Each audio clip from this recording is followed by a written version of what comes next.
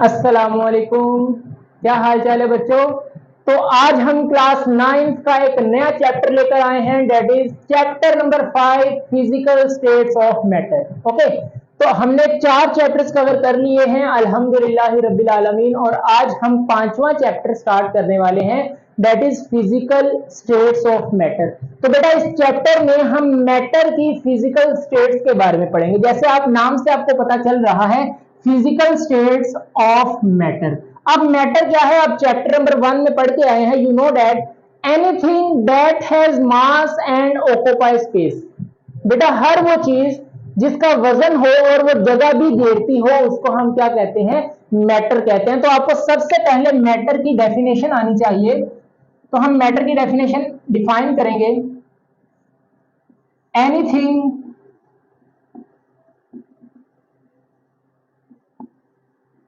that has mass and occupies space। बेटा हर वो चीज जिसका मास हो और वो जगह घेरती हो, उसको हम मैटर कहते हैं। अब मैटर की फिजिकल स्टेट्स की बात करें तो बेटा याद रखेंगे, मैटर की 3 फिजिकल स्टेट्स होती हैं। नंबर 1 इज गैस, या तो आपका मैटर गैसियस स्टेट में होगा। नंबर 2 इज लिक्विड, आपका मैटर जो है वो लिक्विड स्टेट में एग्जिस्ट करे। नंबर 3 इज सॉलिड, या आपका मैटर जो है वो सॉलिड स्टेट में एग्जिस्ट करे। तो बेसिकली 3 आपके पास फिजिकल स्टेट्स है मैटर की। First one is gas, second is liquid and third is solid. Okay, अब अगर इनकी एग्जांपल्स की बात करें तो आपके पास एयर जो है वो गैसीय स्टेट में है, ठीक है। अब आपके सराउंडिंग में जितनी चीजें हैं, चाहे वो गैस में है, लिक्विड है में, सॉलिड में है तो वो मैटर ही, उनका मास है, वो जगह ऑक्यूपाई करती हैं, डीज आर मैटर। अब एग्जांपल की बात करें तो जो आपके पास एयर है, एटमॉस्फेयर, ओके, अब ये इनवेल्व है गैसेस का, तो ये आपके पास गैसेस फॉर्म में मैटर है। ओके, अब अगर लिक्विड की बात करें तो आपका वाटर जो है, ठीक है, पानी आपके पास, इसका वॉल्यूम भी है, ये स्पेस भी ऑक्यूपाई करता है, इसका मास भी है, वाटर इज अ मैटर। लेकिन कौन सी स्टेट है, लिक्विड स्टेट में एग्जिस्ट करता है। ओके, अब सॉलिड की अगर एग्जांपल ले तो जैसे आपके पास सोडियम क्लोराइड है, okay, sodium chloride solid state में है और मैटर है। तो ये आपके पास 3 बेटा फिजिकल स्टेट्स हैं, या आपका मैटर गैसेस फॉर्म में होगा, या आपके पास लिक्विड स्टेट में होगा, या सॉलिड स्टेट में होगा। अब याद रखेंगे कि जो आपके पास गैसेस हैं, ये most simplest form of matter है। ओके, मतलब सिंपलेस्ट स्टेट ऑफ मैटर आपके पास होती है गैसेस। ओके, अब जो लिक्विड है, it is the less common state of matter, मतलब लिक्विड्स आपको ज्यादा दिखाई नहीं देते। But on the other hand जो सॉलिड्स हैं, solid is the most common state of matter. अपने इर्द गिर्द जितनी भी चीजें आप देख लें, आपके पास ये जैसे बोर्ड मार्कर है, इवन कि हम खुद जो है वो सॉलिड स्टेट में एग्जिस्ट करते हैं। ये आपको बोर्ड मार्कर नजर आ रहा है, डस्टर है, चेयर है, टेबल है, पेन है, एटसेट्रा। आपने सराउंडिंग में जितनी चीजें देख लें, ज्यादातर आपको सॉलिड स्टेट में वो नजर आएंगी। ओके, तो जो सॉलिड है, solid is the most common state of matter. तो हमने 3 स्टेट्स ऑफ मैटर को डिस्कस किया। अब इनको डिफाइन कैसे करेंगे। अच्छा, अगर गैसेस की बात करें तो gases have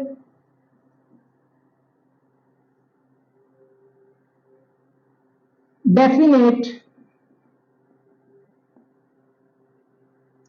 no gases have no definite shape and no definite volume. बेटा जो आपके पास गैसेस हैं, ना तो इनकी डेफिनेट शेप होती है, ना इनका डेफिनेट वॉल्यूम होता है। ओके, मतलब कि कोई इनकी खास शेप नहीं होती गैसेस की, ठीक है। इनको जिस तरह की भी शेप ऑफ कंटेनर में आप डालेंगे उसमें डल जाएंगी। सिमिलरली इनका खास वॉल्यूम भी नहीं होता। मतलब खास वॉल्यूम से ये मुराद है कि अगर आप 1 किलो गैस इस रूम में छोड़ेंगे ना, तो ये आपके पास एक कॉर्नर में लगकर 1 किलो का ये वॉल्यूम ऑक्यूपाई नहीं करेंगी, बल्कि ये पूरे कमरे में फैल जाएगी, है ना। आप जैसे वो रूम स्प्रे होती है, तो एक दो शावर उसके करें, पूरे उसके अंदर जो गैस के मॉलिक्यूल्स है पूरे रूम में स्प्रेड कर जाते हैं, आपको हर जगह अच्छी खुशबू आना शुरू हो जाती है ना। तो ये आपके पास इनका कोई डेफिनेट वॉल्यूम भी नहीं होता। तो याद रखेंगे अगर गैसेस की डेफिनेशन करनी पड़े तो gas is a state of matter that have no definite shape, ना इनकी कोई डेफिनेट शेप है, नो डेफिनेट वॉल्यूम, ना इनका कोई डेफिनेट वॉल्यूम है। ओके, बट अगर बेटा लिक्विड की बात करें तो liquid have definite volume but no definite shape. बेटा लिक्विड्स क्या वॉल्यूम तो डेफिनेट होता है, जैसे हम कहते हैं कि 1 लीटर पानी, 2 लीटर पानी, 5 लीटर पानी, तो मतलब इनका वॉल्यूम डिफाइन होता है, बट इनकी कोई फिक्स या डिफाइन शेप नहीं होती। मतलब देखिए अगर आप 1 लीटर पानी है उसको आप जग में डालें तो ये जग की शेप कर लेगी, डिफरेंट साइज के जग होते हैं आपके पास।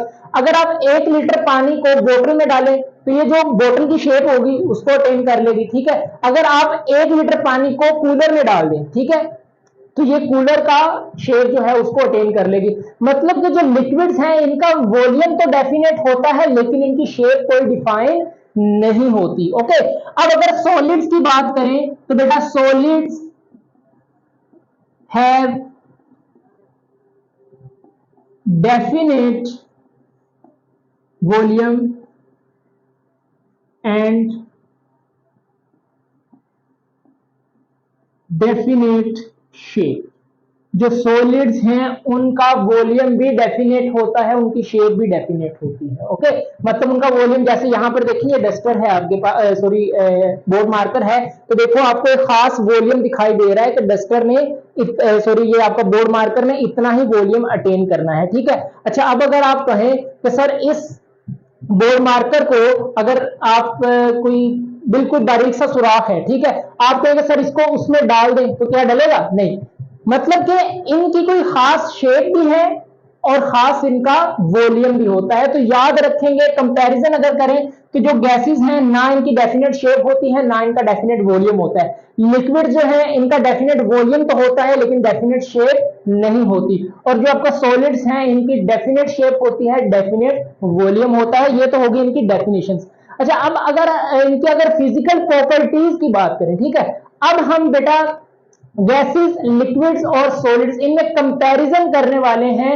इनमें इनकी फिजिकल जो प्रॉपर्टीज है उनमें कंपैरिजन करेंगे। तो ये आपके पास लॉन्ग और शॉर्ट और एमसीक्यूज तीनों पॉइंट ऑफ व्यू से आपने ये कवर करना है। ओके, आपकी बुक में पॉइंट्स नहीं बने हुए लेकिन मैंने आपको यहाँ पर पॉइंट्स बनाकर कवर करवाना है, तो इसको आप अलग नोट करेंगे अपने रजिस्टर के ऊपर। ओके, डेट कर दें। वेरी गुड, तो आइए स्टार्ट करते हैं comparative study of gases, liquids and solids. तो तीनों में हम कंपैरिजन करेंगे। आइए इधर हम बेटा डिफाइन करेंगे गैसेस को, इधर हम हेडिंग लगाएंगे लिक्विड्स और इधर हम लिखेंगे solids.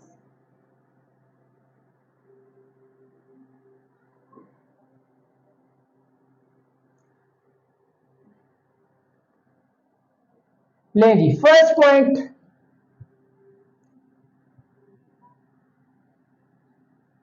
molecules of gases are widely separated by large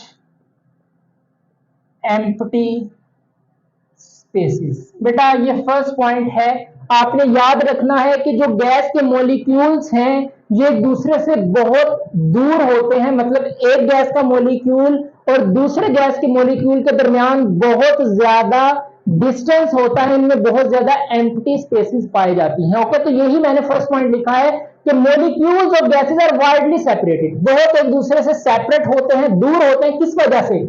by large empty spaces, क्योंकि इन गैस मॉलिक्यूल्स में बहुत ज्यादा एम्प्टी स्पेसिस पाई जाती हैं। ओके, तो ये इनका फर्स्ट पॉइंट था। अच्छा, अगर हम लिक्विड की बात करें, liquid molecules closed to each other, ठीक है। जो लिक्विड के मॉलिक्यूल्स हैं बेटा ये एक दूसरे के करीब होते हैं एज कंपेयर टू गैसेस, ठीक है। गैस के मॉलिक्यूल्स से बहुत दूर होते हैं, लेकिन लिक्विड के मॉलिक्यूल्स कम क्लोज टू ईच अदर, एक मॉलिक्यूल और दूसरे मॉलिक्यूल पास पास होते हैं, ओके। बट अगर हम सॉलिड्स की बात करें, solid molecules are very closed to each other, ठीक है। यहां पर मैंने एक वर्ड की एडिशन की है, दैट इज वेरी, ओके। तो जो सॉलिड के मॉलिक्यूल्स हैं ये तो बहुत ही क्लोजली पैक्ड होते हैं, बहुत ही एक दूसरे के करीब होते हैं, इसलिए ये सॉलिड स्टेट में एग्जिस्ट करते हैं, ओके। तो याद रखेंगे फर्स्ट पॉइंट को कि जो गैस के मॉलिक्यूल्स हैं इनमें बहुत ज्यादा एम्प्टी स्पेसेस होती हैं, लिक्विड के मॉलिक्यूल्स जो हैं ये सॉलिड से कम और गैसेस से ज्यादा एक दूसरे के क्लोज होते हैं, और जो सॉलिड के मॉलिक्यूल्स हैं ये तो बहुत ज्यादा एक दूसरे के क्लोज होते हैं, okay. Point number 2, no intermolecular forces, okay, so in gas molecule there is no intermolecular force। अब intermolecular force बेटा हम पढ़ के आ चुके कि एक मॉलिक्यूल और दूसरे मॉलिक्यूल के दरमियान जो फोर्स ऑफ अट्रैक्शन है उसको हम इंटरमोलिकुलर फोर्स बोलते हैं।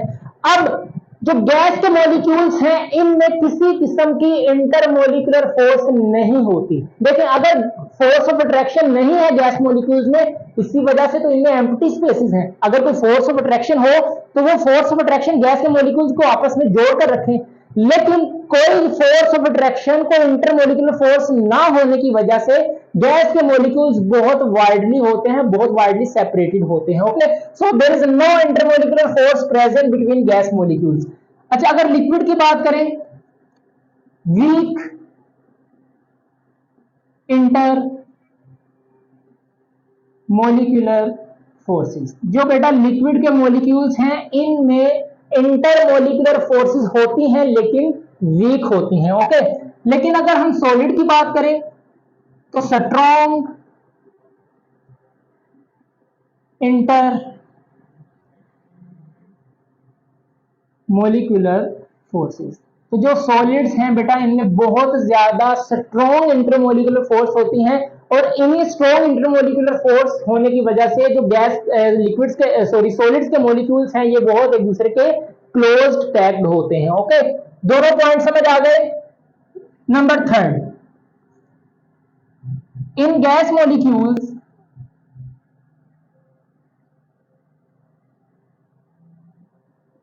द काइनेटिक एनर्जी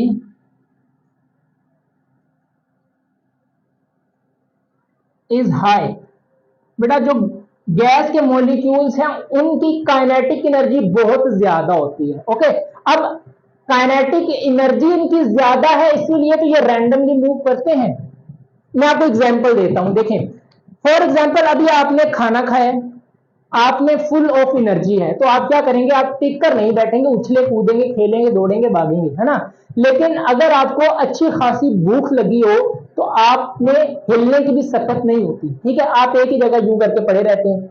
जैसे अगर आपने रोजा रखा है तो सहरी के फौरन बाद आप में अच्छी खासी एनर्जी होती है, आपने खूब पेट भर के सहरी खाई, दही खाया, आपने लस्सी पी 2-3 गिलास, और बस आपने फुल बेली भर के सहरी की, आपने फुल ऑफ एनर्जी है ना। लेकिन जैसे ही टाइम गुजरता है और असर का वक्त होता है, फिर आप में हिलने की भी सकत नहीं रहती। आप कहते हैं बस अब मुझे कोई पकौड़े समोसे लेने ना भेजे बाजार से, बस मुझे एक गिलास पानी चाहिए, है ना। और असर की नमाज भी बमुश्किल ही अदा कर पाते हैं। तो जो आपके पास एनर्जी है आपकी कम हो जाती है तो आप में हिलने की सकत नहीं रहती। अब जो गैस के मॉलिक्यूल्स हैं इनकी काइनेटिक एनर्जी बहुत ज्यादा हाई है, इसी वजह से तो गैस के मॉलिक्यूल रैंडमली मूव करते हैं, बहुत ज्यादा एम्प्टी स्पेसेस होते हैं इनके दरमियान, बहुत ज्यादा दूर होते हैं, आपके पास टिक कर नहीं बैठते हैं ना। तो जो गैस के मॉलिक्यूल्स हैं उनकी काइनेटिक एनर्जी बहुत ज्यादा होती है, ठीक है। अच्छा अब अगर लिक्विड्स की बात करें तो in liquid molecules moderate kinetic energy, liquids की काइनेटिक एनर्जी ना बहुत ज्यादा कम होती है ना बहुत ज्यादा हाई होती है, मॉडरेट होती है, ओके। अच्छा अब अगर सॉलिड्स की बात करें तो इनकी जो काइनेटिक एनर्जी है वो लो होती है, low kinetic energy of solid molecules. सही है। अब काइनेटिक एनर्जी लो है तो बस एक ही जगह पर पड़े रहते हैं, मोशन भी नहीं करते। सही है। 3 आपको कवर हुई। Fourth point, gas molecules occupies all available space. जो गैस के मॉलिक्यूल्स हैं उनको जितना वॉल्यूम मिले उसको ऑक्युपाई कर लेते हैं।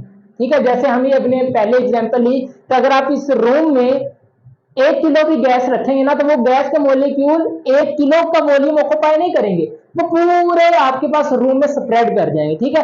तो उनको जितना भी वॉल्यूम मिल जाए, जितनी स्पेस मिल जाए, उस सारी स्पेस को क्या करते हैं, ऑक्युपाई कर लेते हैं। ओके। अच्छा, अगर हम लिक्विड्स की बात करें तो liquid molecules attain the shape of container।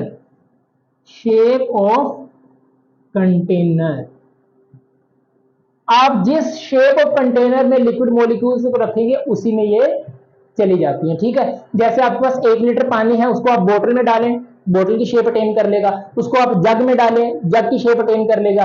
Glasses में डाल दें, अलग अलग उसकी शेप अटेन कर लेगा।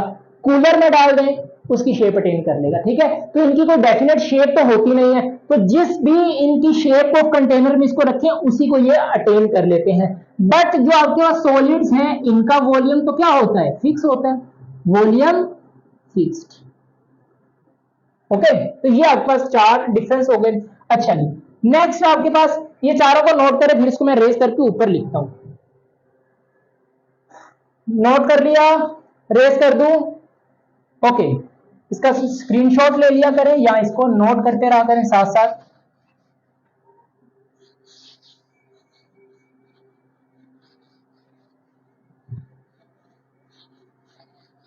तो 4 पॉइंट्स को हमने डिस्कस कर लिया।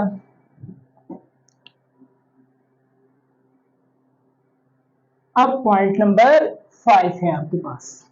चलेंगे, the diffusion and fusion in gases is maximum. अब डिफ्यूजन और अफ्यूजन का मतलब क्या है, ये नेक्स्ट लेक्चर आपका इसी टॉपिक पर है। इन डिटेल हम डिफ्यूजन को, अफ्यूजन को समझने वाले हैं, लेकिन अभी के लिए आप इतना याद रखें कि जो गैसेस हैं उनमें डिफ्यूजन का प्रोसेस और अफ्यूजन का प्रोसेस बहुत ज्यादा होता है। ओके। मतलब कि डिफ्यूजन प्रॉपर्टी और अफ्यूजन ये दोनों गैस की प्रॉपर्टीज हैं, तो डिफ्यूजन और अफ्यूजन गैस के मॉलिक्यूल्स में बहुत ज्यादा होती है। ओके। अच्छा, अगर लिक्विड्स की बात करें, इन लिक्विड्स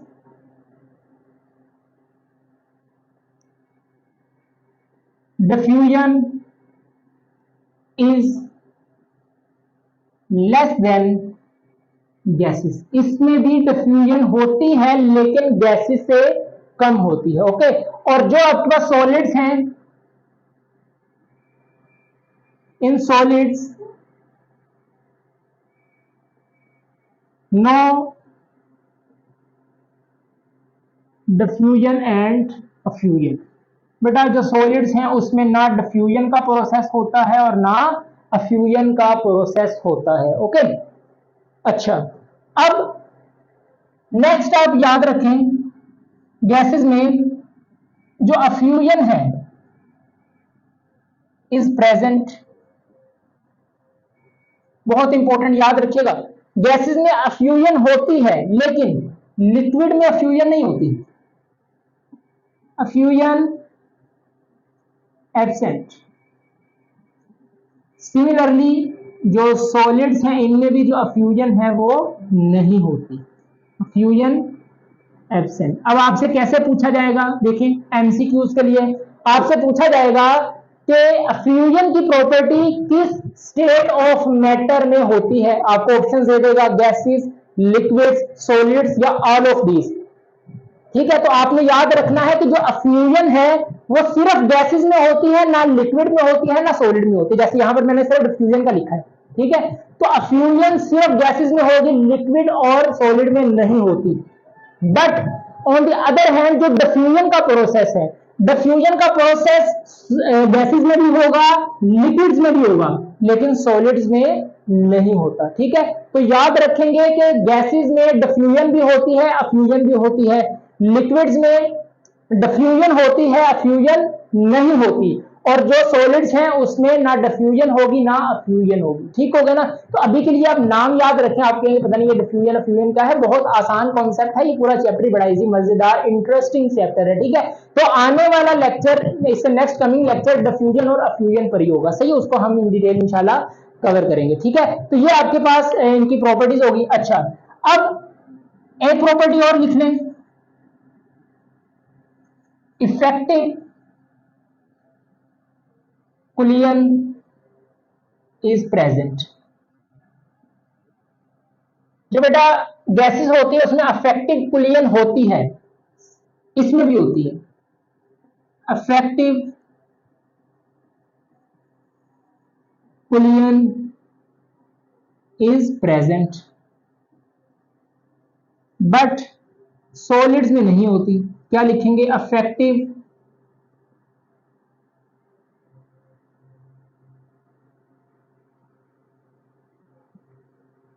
कुलियन इज एब्सेंट।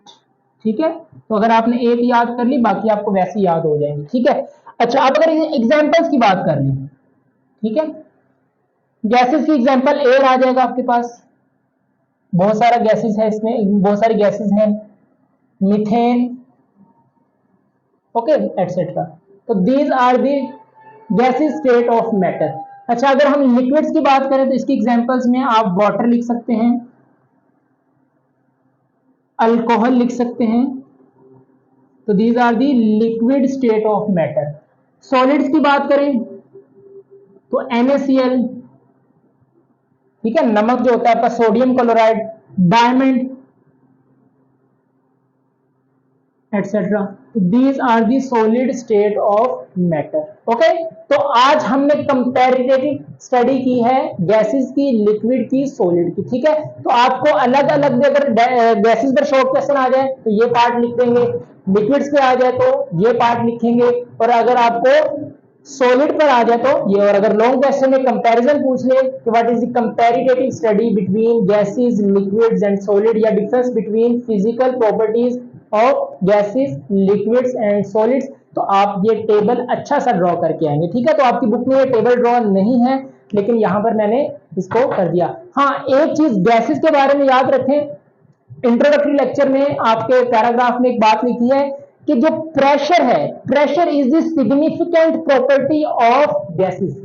ठीक है, एमसीक्यूज के लिए याद रखेंगे, उसको अंडरलाइन कर लें कि जो प्रेशर है is the significant property of gases, मतलब जहां पर गैसेस होंगी वहां पर प्रेशर लाजमी लगेगा, मतलब pressure is the most significant property of gases. ठीक है, तो बाकी हम गैसेस, लिक्विड, सॉलिड को आज इंट्रोडक्शन था, ऊपर ऊपर से पढ़ा था, लेकिन अब इंशाल्लाह हम पहले गैसेस को कवर करेंगे, फिर लिक्विड को, फिर सॉलिड्स को। ओके, सो किसी भी किस्म का क्वेश्चन हो आपके माइंड में आप पूछ सकते हैं। नमाज पढ़ते रहें, कुरान पाक की तिलावत करते रहें। मिलते हैं नेक्स्ट वीडियो में। ऑल द वेरी बेस्ट, अल्लाह हाफिज and subscribe to my channel.